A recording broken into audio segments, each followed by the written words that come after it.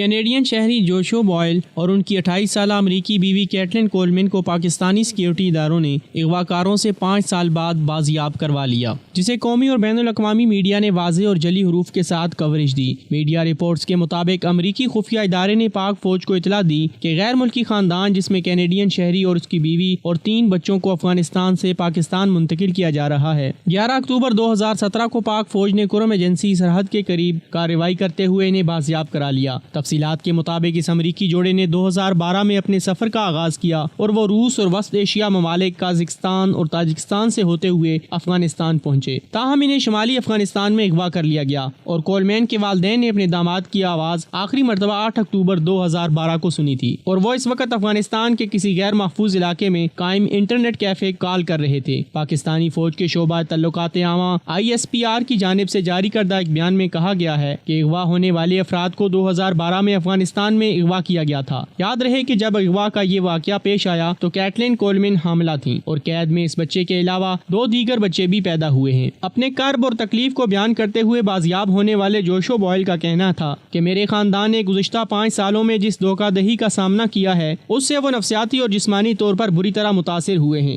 لیکن وہ زندگی کو دوبارہ شروع کرنے جا رہے ہیں، جبکہ ان کی اہلیہ اور 3 بچوں کا 5 سالوں پر محیط ڈراؤنا خواب اختتام پذیر ہوا، جس پر نہ صرف یہ خاندان بلکہ امریکی وزیر خارجہ ریکس ٹیلرسن، جوشو بوائل کے والدین پیٹرک بوائل اور پوری امریکی قوم خوش اور پاکستان سے گہرے تشکر کا اظہار کر رہی ہے۔ اور امریکی صدر ڈونلڈ ٹرمپ کی طرف سے جاری بیان میں کہا گیا، آج کیٹلن کولمن اور ان کے شوہر جوشو بوائل اور ان کے بچے آزاد ہیں۔ یہ ہمارے ملک اور پاکستان کے درمیان تعلقات کے لیے ایک مثبت لمحہ ہے۔ اگر اس تناظر میں دیکھا جائے کہ پاکستان کے حوالے سے امریکہ کا معاملہ انتہائی افسوسناک اور قابل مذمت ہے کہ اپریل 2003 کو اپنے 3 بچوں کے ساتھ ٹرین کے ذریعے کراچی سے اسلام آباد کے لیے روانہ ہونے والی عافیہ صدیقی لاپتہ ہو کر 14 سال سے امریکی قید میں کرب، تشدد اور اذیتوں سے بھرپور زندگی کے دن کاٹ رہی ہے۔ بلا شبہ کیٹلن کولمن کا ڈراؤنا خواب تو اختتام پذیر ہوا، مگر دختر پاکستان کی ابتلاؤں سے بھرپور حقیقت کا کوئی کنارہ دکھائی نہیں دیتا۔ غیروں نے تو ڈرامائی انداز میں تمام انسانی اور نسوانی حقوق کو پامال کرتے ہوئے اس بے گناہ کو 23 ستمبر 2010 کو 86 سالہ قید کی سزا سنا دی، مگر اپنوں نے بسیار وعدہ اور نعروں کے علاوہ عالمی فورم پر حرف احتجاج بلند نہیں کیا۔ رپورٹس کے مطابق کیٹلن کولمن اور اس کے خاندان کے لیے امریکی حکومت بے چین اور خفیہ ادارے ایک عرصے سے ان کی تلاش میں سرگرداں رہے، جبکہ عافیہ صدیقی کے لیے سوائے چند حلقوں کے حکومتی سطح پر سرمہری دکھائی دے رہی ہے، جو یقیناً قومی منظرنامے میں قابل مذمت ہے۔ اس میں دو رائے نہیں کہ کینیڈین شہری جوشو بوائل اور ان کی امریکن بیوی کیٹلن کولمن اور 3 بچوں کا بحفاظت بازیاب کروانے کا صحرا پاک فوج کے سر ہے، جو امریکی حکومت اور قوم کے ساتھ تعاون کی واضح مثال ہے۔ یہ موقع جبکہ امریکی حکومت اور عوام پاکستان کے اس تعاون کو قدر کی نگاہ سے دیکھ رہے ہیں، امریکہ کو چاہیے کہ وہ پاکستانی عوام کے جذبات اور احساسات کا ادراک کرتے ہوئے دختر پاکستان ڈاکٹر عافیہ صدیقی کی رہائی عمل میں لائے تاکہ باہم اعتماد کی فضا کو مزید دوام مل سکے۔